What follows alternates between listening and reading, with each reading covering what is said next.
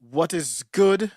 If you don't know, I go by Osiris. The website is middlemega.com. Thank you for joining. Just a live to get my thoughts out on hardship, what it takes to bring some type of, I would say, some type of, what it takes to bring an environment that it would take for us to operate like a country, like a unified country in a way. I didn't want to say unified because it sounds weird. That doesn't mean agree.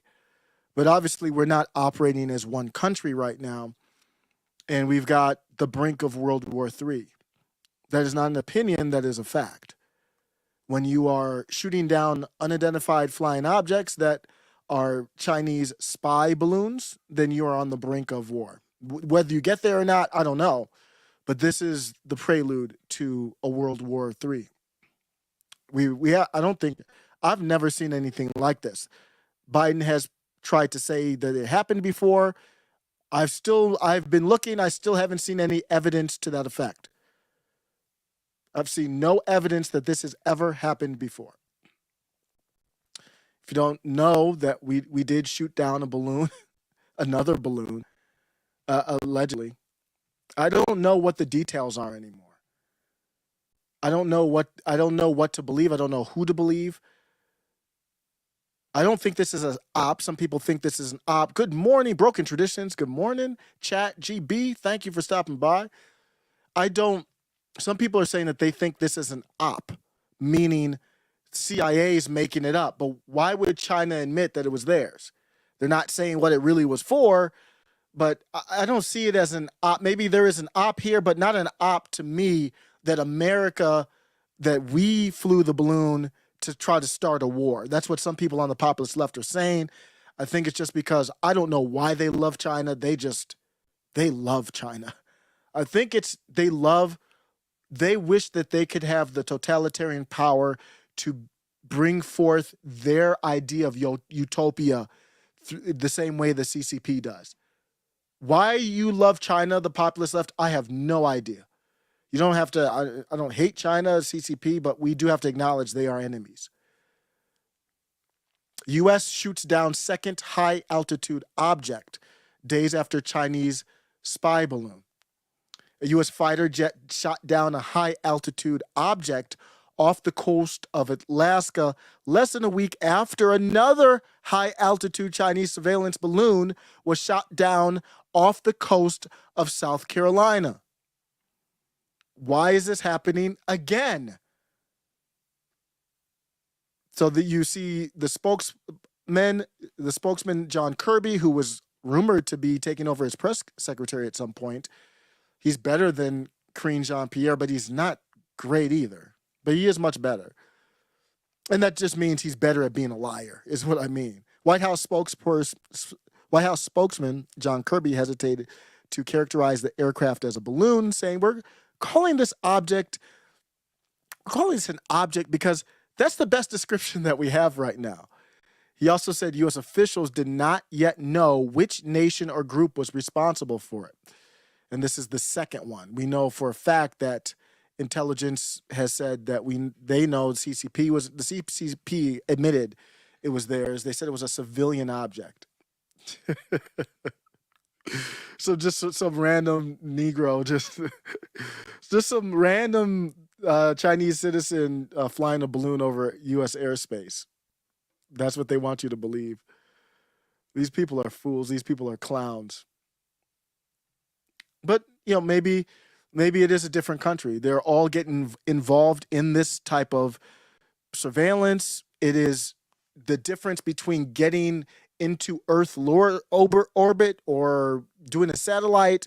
You've got in between ground there, 100,000 miles, I believe, above sea level, where you have territory. All that is territory, no different than Russia trying to run up in the sunflower country. They're trying to acquire territory for access to wherever, ports and all of that. So let's see here. I'm hoping we're not going to have war, but it looks like it. Yeah, we don't know, but this is the brink of war. That's for sure. You can de-escalate. You don't have to. This is like two bruhs squaring up. They don't have to throw punches, but you're looking like, I'm very in tune with that type of stuff when I'm out looking like, okay, there might be some beef over here.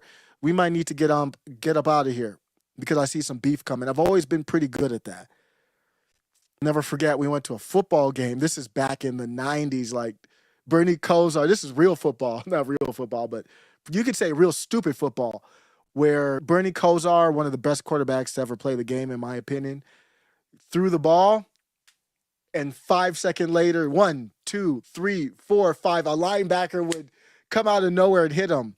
Brett Favre, all of them had concussions at like every play. That's why Bernie Kosar to this day slurs. But I was in the stands, cold day in Cleveland, young. I forget how young. I might have been middle school. Might not even, maybe early high school, middle school. And in the back of the stands, kind of saw some like beef popping off. And I was like, Dad, we might want to move a little bit away from this. We moved away, then hands started flying, just like you might see on these videos right now. So I don't want hands to fly. Don't get me wrong. I'm going to get personal here in a little bit on the live, but I have about 20 minutes. But I'm not, give me a chance to explain what I mean here. This might be a good thing for our country. This might actually be a healthy thing for our country. Your leader matters before I get to why I think I don't want kinetic issues, but sometimes that there's good and bad that comes with it. This is from a ex-Russian leader. Brandon could absent-mindedly start World War III. Of course, we didn't need an ex-Russian leader to tell us that, but here we do. Here we do have one saying basically that Brandon confuses names, dates, and gets lost in his own office, and that Brandon spends over $100 billion on a country falling apart. That's not my opinion. This is Medvedev. Added that Brandon blames economic woes on the U.S., not on the machinations of Russia. He blames economic woes in the U.S. on the machinations of Russia. All of this is true. I don't care who says it. I don't care if it's a frenemy, enemy. I don't look at Russia like some other people might like a country to admire. Maybe jokingly or not, I don't look at him like that. But if somebody tells the truth, it's the truth. And then he flat out just said, absent-mindedly could start World War III. That's who we have as our leader right now. So on top of everything happening, that's who we have as our leader. As a side note, is the name of the city that so they shot down a second object is what they're calling it. Is the name of the city actually Cumtown? Is that really true? I said that if this is true, we need to rename Earth as Babylon B. Because I'm reading articles and they're telling me that it was downed over Cumtown. I hope that's a joke. I really do. I didn't see any evidence that it was. Oh, I'm showing the article here. They're like, it's not a real place. But that's not going to stop the jokes. If World War III is going to pop off, let's have fun. Let's pretend that it happened in Cumtown. Somebody tweeted, Cumtown chief of police. Y'all play too much. That's first and foremost. If you're just listening, this is the young lady that participated in adult activities with her coworkers in that, I forget what town it was, that police force. She's the chief of police of Cumtown, Alaska. Let's have fun as the world burns. Somebody else said, hey, in Cumtown, this is what it's going to look like when they come through to look at the UFO, because it's technically a UFO.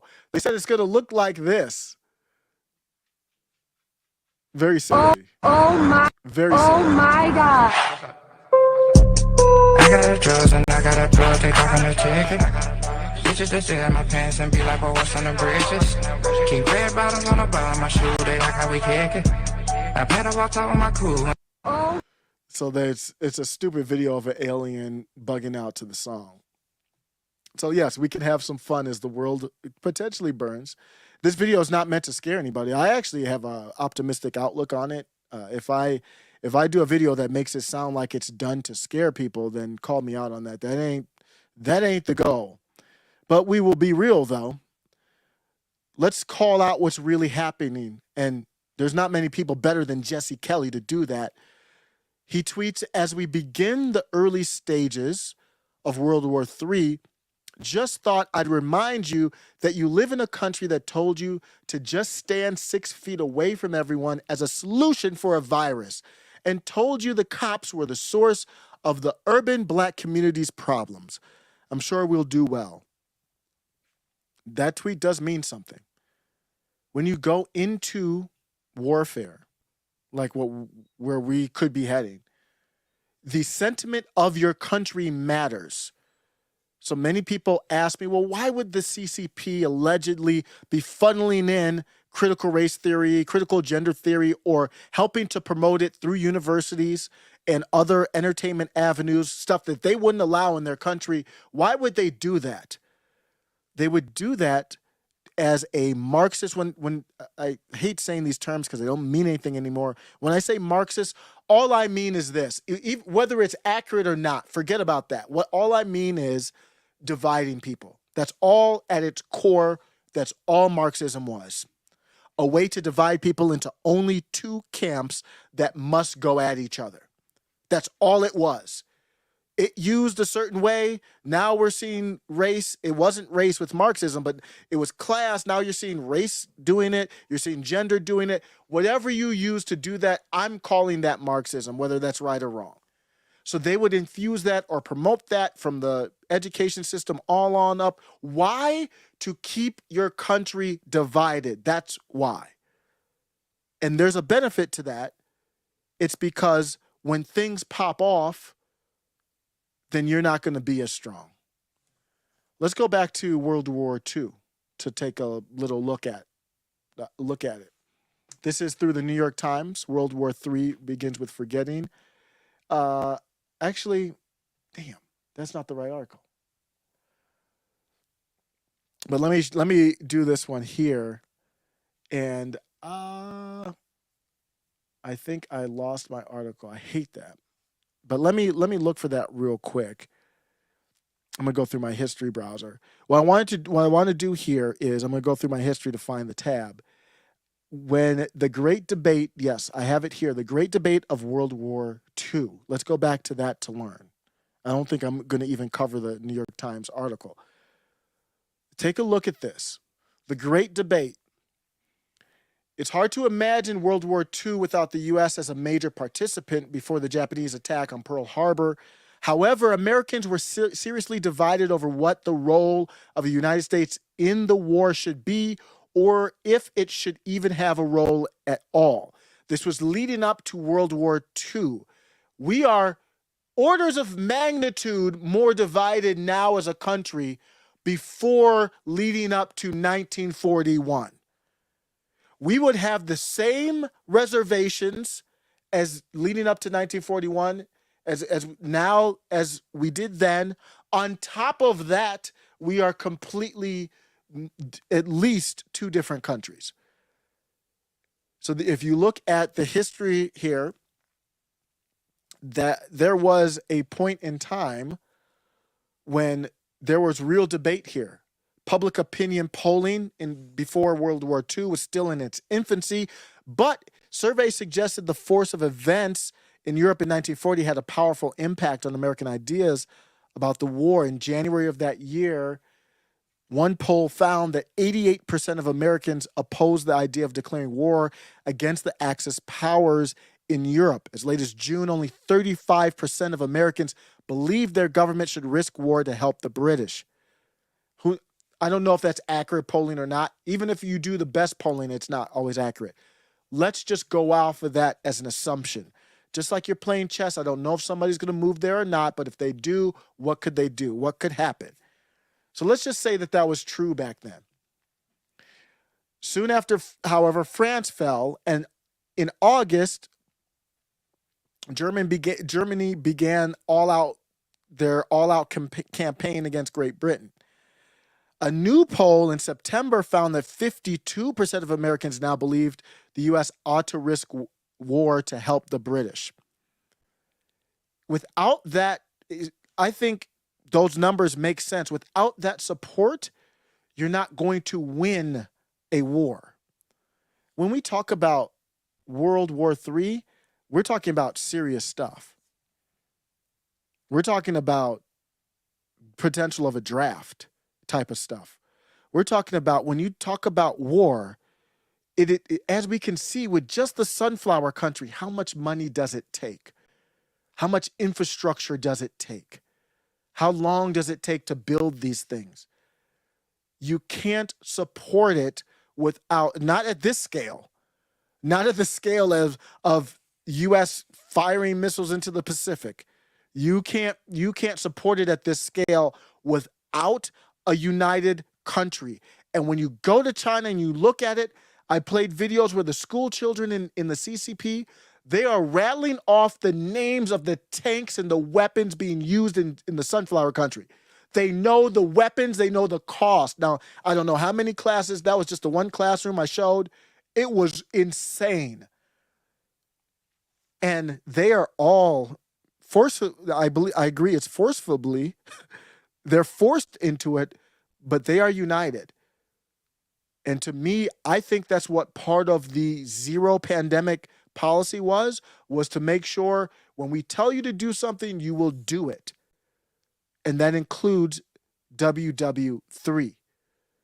So whether that's good or bad that they're forced into agreements and compliance and social credit score, the fact is they have a huge country with a lot of people that are united, and that will, even if they don't go into actual kinetic warfare, they will go to a factory and help build the infrastructure. They will sacrifice financially. They'll do whatever it takes. We're not at that point in this country. That's not going to happen.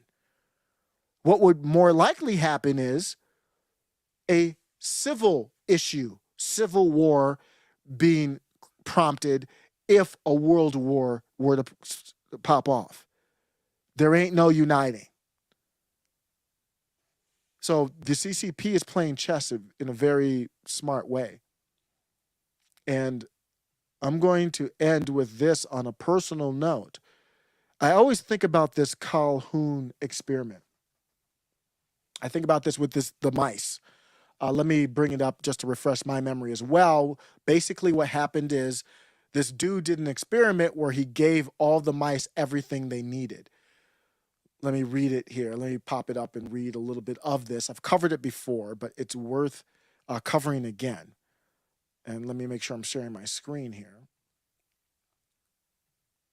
Don't need to see it, but just helps maybe. So Calhoun's most famous utopia, number 25, began in July of 1968 when he introduced 8 albino mice into a cube, 4.5-foot cube. Following an adjustment period, the first pups were born 3.5 months later, and the population doubled every 55 days afterwards. Eventually, this torrid growth slowed, but the population continued to climb, peaking at 2,200 mice during the 19th month. The robust growth masked some serious problems. However, in the wild, infant mortality among mice is high, as most juveniles get eaten by predators or perish or disease or cold. In mouse utopia, juveniles rarely died. As a result, there were far more youngsters than normal, which introduced several difficulties.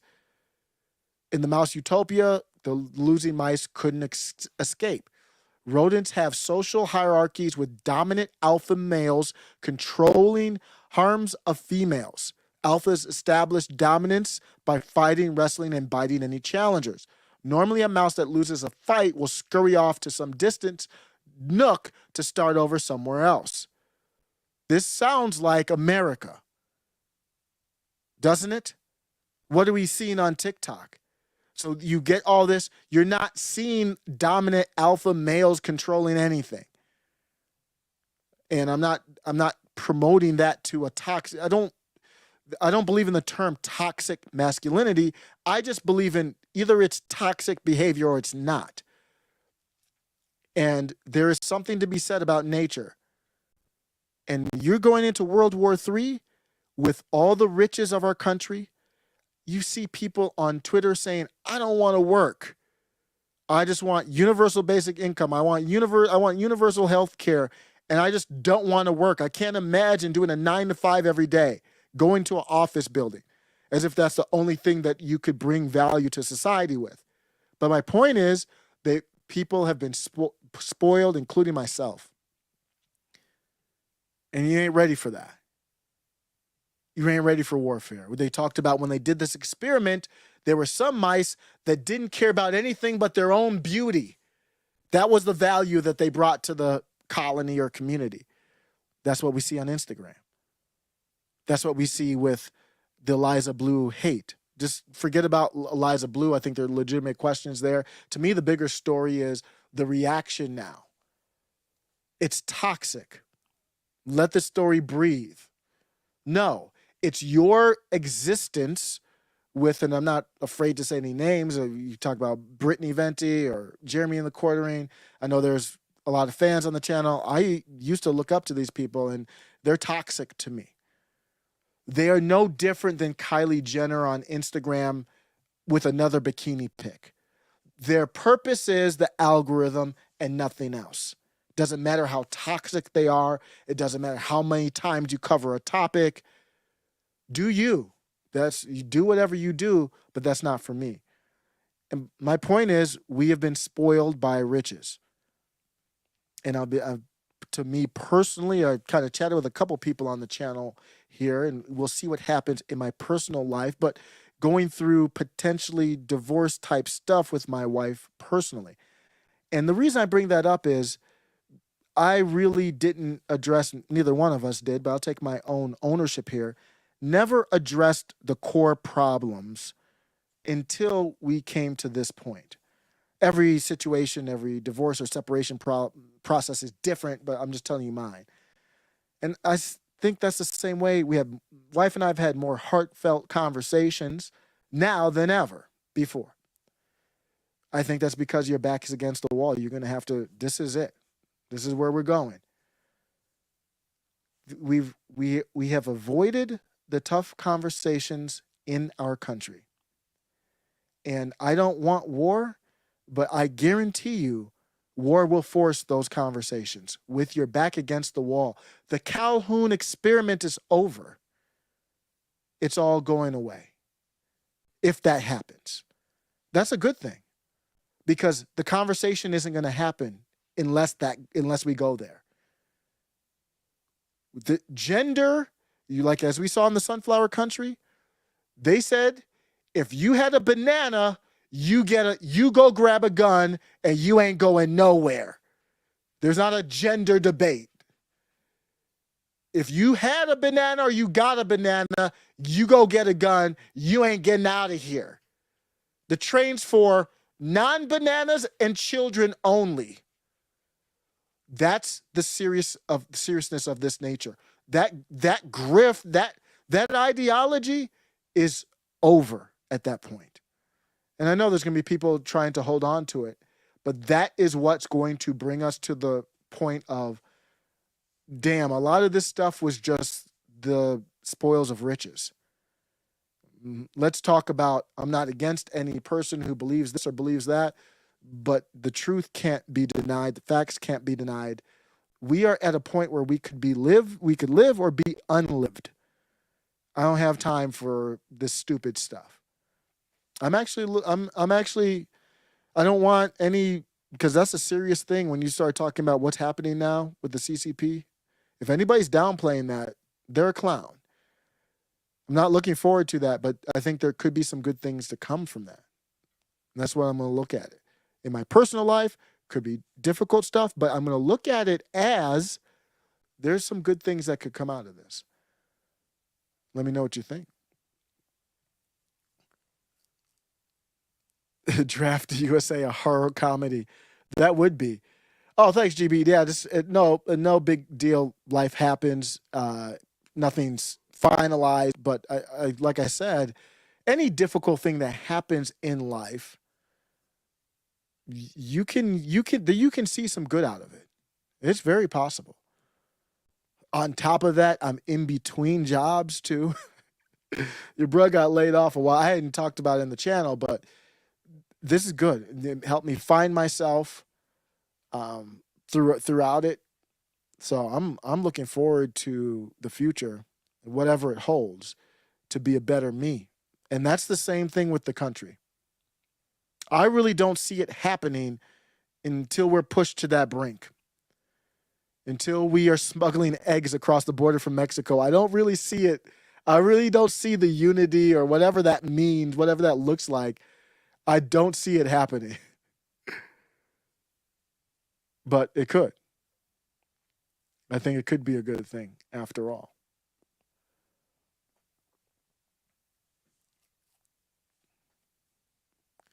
So yeah, I'm going to be out. Other topics on my mind. Fetterman. I have not talked about Fetterman. I do have a lot of thoughts about Fetterman. If you don't know Fetterman, I haven't heard the latest update, but last I heard is, I mean, I think this is a serious. I honestly don't know anymore. I think it's a serious report that he got hospitalized. Last I heard, and it was in part he was hearing voices that sounded like the teacher from Peanuts in his head. No joke. I believe that is serious. Not the come town, I believe, is a joke, but I don't even know that either. I don't even care anymore. Our whole life is a joke. But John Fetterman, I hope he's okay. That's not going to stop me from talking about the problems with John Fetterman. Clearly, we weren't given the full information about his health. We knew that. And I hope he's okay as a person, but as the person who ran for senator, he can get wrecked. I do not care. As from the person, he did not have to run for Senate. Whoever pushed him to run for Senate, that was disgusting. Same with Brandon. But him as a person, I hope he's okay. That's scary. Big guy like that, heart issues. But if you're upset about George Santos, I don't blame you. George Santos is a clown. I don't know who's supporting George Santos right now. It's just stupid. MAGA, what are you doing? But wait until you find out about John Fetterman if you care about George Santos and Joe Brandon. You know, this is good. And then Angry Canuck, I didn't even get into the strategy of this. The strategy of this is not good. The strategy of this is not pretty. Luckily for, Taiwan's not an easy country to take over. I believe there's mountains, there's terrain issues they're not an easy, even though it's very small.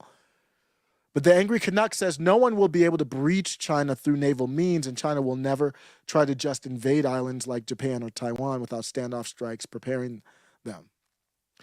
I've been doing some research on the strategy of this, and that's what I've seen as well. The Angry Canuck. I'm not an expert. I've been reading about it, though.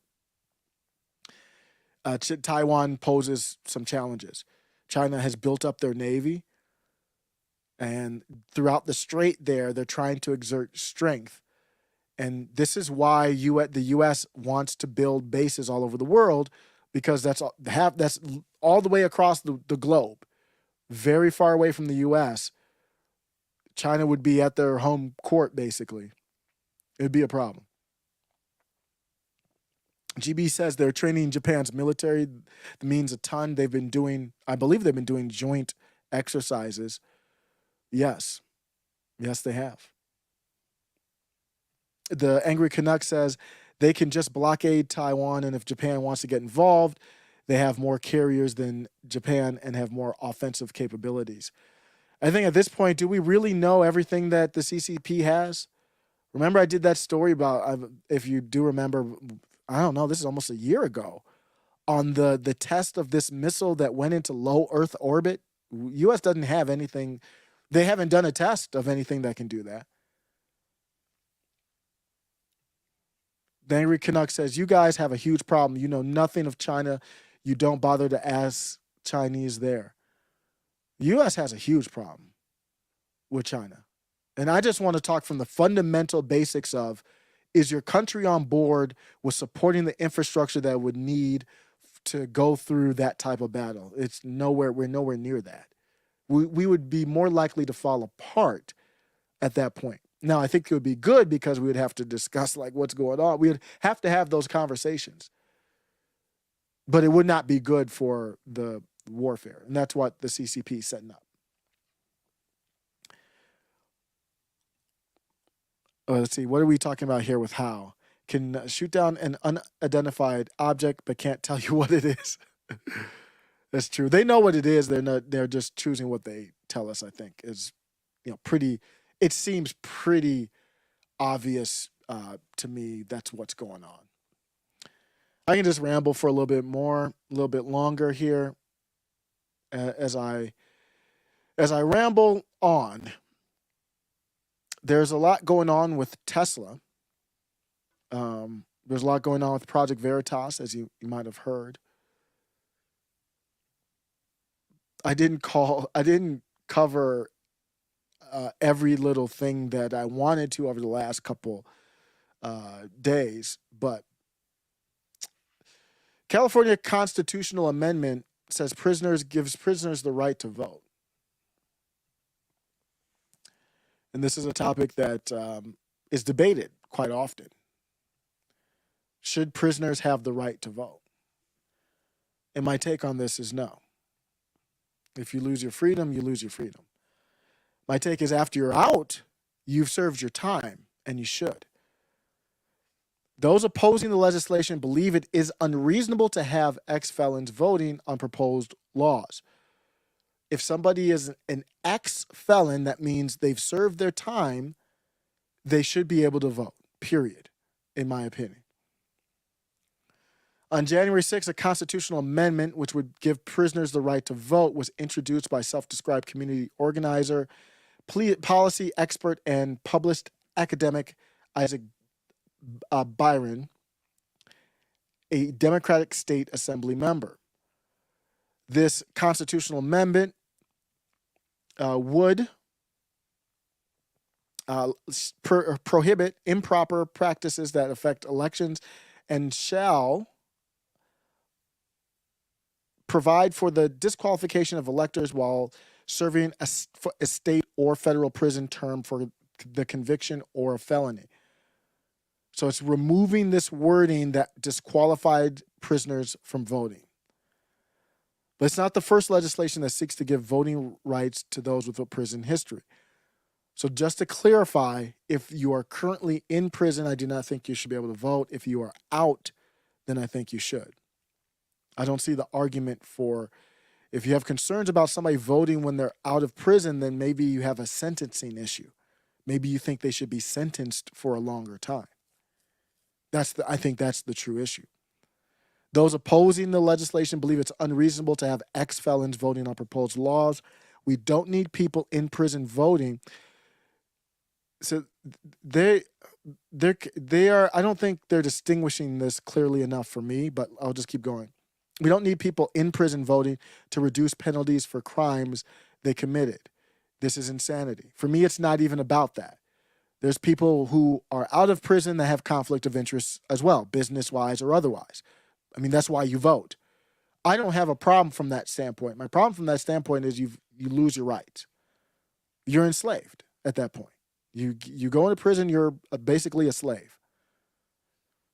One questioning the motivation of the proposed change stated, those criminals obviously made bad decisions and you want them to decide what's best for our communities. Makes no sense. What's the real reason for this? I wouldn't even phrase it like that. If you phrase it like that, there's a lot of people who have made bad decisions. Is it just because it rose to the level of being imprisoned? So I don't like the argument. I don't like the arguments on both sides here. I don't think they're solid, but I think this is a legitimate argument to have. Let me know what you think about this one. I do know in California, on a separate topic, there was verbiage that seemed to say they would allow people who are illegal immigrants to become members of law enforcement. That's crazy. That could not happen. You could not let that happen. But in California, they would. Just another example of how we're very, very far apart. Let me know what you think.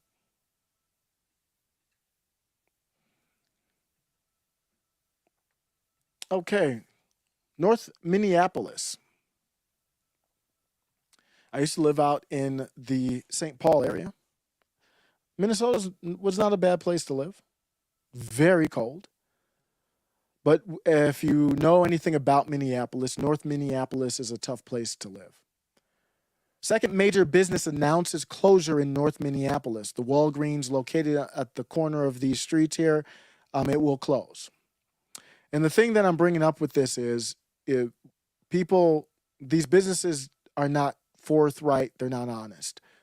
They said, as we expand as a leader in healthcare, we are focused on best meeting the needs of patients and customers and communities we serve by creating the right network of stores in the right locations. When faced with the difficult decision to close a particular location, several factors are taken into account, including our existing footprint of stores and dynamics of the local market and changes in the buying habits of our patients and customers. That's a fancy way of saying this neighborhood has turned to hell. Crime, violence, and it's not worth it anymore, allegedly, in my opinion. Also, Aldi, which I like Aldi. My mom used to shop at Aldi all the time, confirmed that their location in North Minneapolis will close as well. Here's my takeaway in regards to that. Why am I talking about that? Black Lives Matter and many others pushed for, in my opinion, policies and solutions that increased crime. So now you're creating food deserts. If you don't know, people call food deserts where you go into an urban area and it's hard to get to a grocery store. There's no grocery store around. That is a real thing. You can find 10 liquor stores. You could buy lotto tickets you could walk a block and get a lotto ticket. But it's very hard to get to a grocery store in some urban areas. And you got to be careful about the policies you support. Because when it comes to the bottom line, that's it. If you're not making money, if you're losing more money than you're making, you can't exist as a business. And you're out. And you're creating more problems than there needs to be. So I understand there's policing issues, especially in those communities. But you've got to push for the right policies. Let me know what you think, if that's warranted. All lives matter, for sure. Mike Sullivan agrees with me. I think you can say, in my opinion, WW3 has started. If you're shooting down objects from your enemy country, it started. It's not deep. It's not a big thing. But I think you could, if it grows into more, you would go back to this moment as well. Would this be the start? You could go back to this moment as the start. I think historically we might go back to the last general election as the start. I think that could be honestly the start. You could go back to Trump, but I think Trump winning in 2016, but I don't think that's it. I think I would go back to the last general election and see if I could put connections as to why this started, where this started. Because if you're CCP thinking about Taiwan, China, who would you rather have as president? So I'm not alleging anything, but that's where I would start my research. Let's just say my research would start there. Oh man, Twitter is in turmoil, isn't it? We came from popping bottles to Elon struggling. And he's struggling because I don't think he has faith in God. That's just my opinion. I think that's the real reason why he's struggling. He's struggling with moral decisions, and I don't know what drives his moral reasoning or thought process. But Elon Musk fired a top Twitter executive, allegedly this engineer, over his declining view count. So Elon got everybody in this meeting, right? So he gathered these engineers and advisors into a room. It's pretty intimidating, and everybody knows there's problems. A while back, people were locking their account because they thought it gave them more reach. I don't know if it was true or not. A lot of people did, though. That matters more than anything. So people were locking their account. I think that fad has stopped, but I don't know. I never did it. I just didn't know or care enough. I don't even use Twitter like that. I was still able to interact, so I didn't care. I use Twitter just to get the thoughts in my head, and maybe, I have less dead air on my live because I've been thinking of these things. So Elon got them all in the room, and he was like, why are my engagement numbers tanking? He's like, this is ridiculous. I have more than 100 million followers, and I'm only getting tens of thousands of impressions. He's being serious. Something's wrong. Something's broken. And why do I have to come to you to ask why? They should have been coming to him. Randos on Twitter were coming to him. Elon Musk has people who are not his friend working in Twitter. He has people who are actively against him working in Twitter. I'm not making allegations about this specifically. I just think in general he has people against him in Twitter. One of the company's 2 remaining principal engineers offered a possible explanation. Wait till you hear what they offered Elon Musk. They said, just under a year after you bought the platform, public interest in your antics might be waning. So the engineer, in response, we know something is algorithmically broken. The principal engineer told Elon allegedly to his face, allegedly in front of everybody, people are tired of your antics. That's why it's not. That may be true, but that's not why his engagements have dropped to that low and everybody else. So Elon Musk said, you're fired. Get the hell up out of here. Allegedly. Musk did not take the news well. And I don't think I can't speak for him. I'm just saying from a guy just guessing. I don't think he was mad that the person said that. It was just so absurd that obviously I've got an engineer here to talk about an engineering problem with the coding or whatever. I'm not an expert there. And that's your answer. You're fired. Clean out your office, get a box, and get the hell up out of here. So Elon has a lot of problems in Twitter. And he's got to clean that up. And Elon, I stand by what I said a while back. You don't believe in God, which is fine, but I don't know what guides your moral principles. That was the issue with Eliza Blue to me. It wasn't. So I guess she was the one asking to get this, certain stuff pulled and banning people. I don't even know. I didn't dig into that much. But people are going at Eliza Blue in regards to censorship. That's asinine. Elon Musk is the one in charge there. He's the head honcho. So you can say Eliza Blue's a hypocrite or shouldn't be doing that or that's whack, that's fine. But if your concern is censorship, it's not Eliza Blue, it's Elon Musk. What's driving these decisions? Elon Musk can snap his finger and overturn those in a heartbeat. He doesn't have a moral compass. He doesn't know how to navigate these waters. He's using the moral compass as I want people mad at me on both sides. That's not a moral compass. If you take a principled stance, it's not always 50-50 from whatever your labels are for people. You take the principled stance, period. And he has not been willing to do that. If he does that, I think he'll do better. Because right now he's in this weird limbo where he's not taking a personal stance and he's not fully corporate. He's going to struggle until he fixes that. Let me know what you think.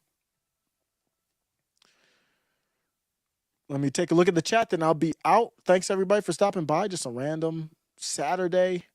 Elon supports Agenda 2030, which is evil. I'm not aware of how much he supports that, but I mean, he does have solar panels. I mean, it's in his best interest if that 2030 does come to it, but I'll have to look at that more. If he does support it fully, I don't think he supports the globalist movement, though. But King's Outdoors says, we are days from bad things. Prepare accordingly. God bless. Thank you, sir. Yes, I'm contemplating that myself, but just bit by bit. Can't do, I don't want to overthink it, but yes. People focusing on little things while the WEF is out for the world. Yes, that is true.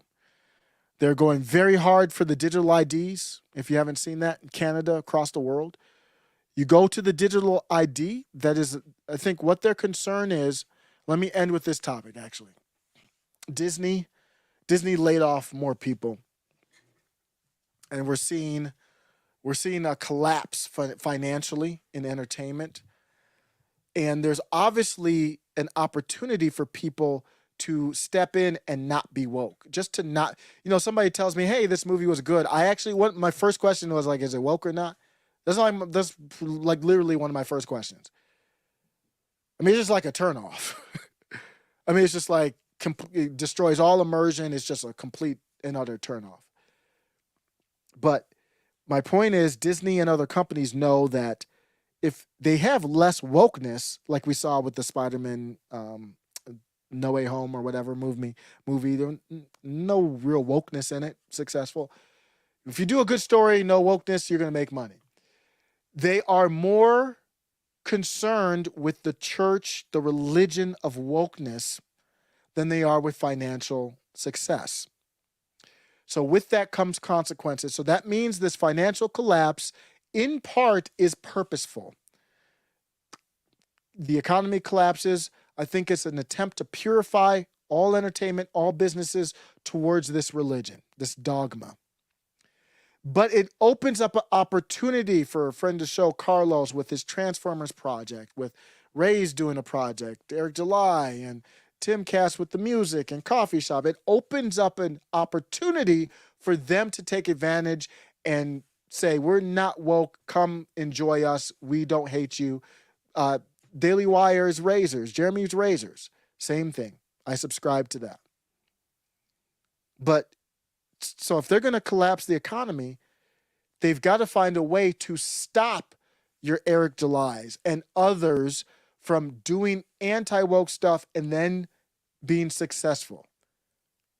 So one of the ways is digital ID that obviously would go towards digital credit score, and digital ID gives them perfect control over where your money's spent, who's spending the money, how much money you have.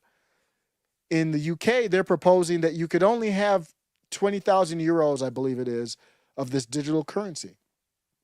They can put a cap on how much money you can have. Now, they would say you could still have cash in the bank or whatever, but eventually they could just say, we're all digital currency and this is your cap. And then they could say, hey, you've been hateful. We cancel you. That's why what happened with Ye and the banks is very concerning. It will happen to everybody. Alex Jones, it will happen to everybody. So that's what's happening in this battle with the digital currency, digital ID, and people are fighting back. And I commend them for that. Thanks, everybody, for stopping by on the live. I got to be out. Let's see what's happening. We'll see what happens if I'm able to do more videos and get thoughts off my head. As usual, if you want to find out what's going on, you can always follow me on Twitter, middlemaga.com. Visit our Discord, of course. We talk non-politics stuff there, too. The Discord is really good stuff. Shout out to Omar, Casual Goats, great friends of show. And new people popping up in the Discord all the time. So good to hear it. Good to see it. I'll put the link in the chat. That's where you could go to get non-politic type stuff. We do a little bit of politics in there, but more just casual non-politics type discussions in there. We were talking about Black History Month. We're talking about all kinds. I guess you could say that's political, but not really in the same type of way that we would talk about it in the channel here. So follow it up on there. Appreciate you, everybody. Take care.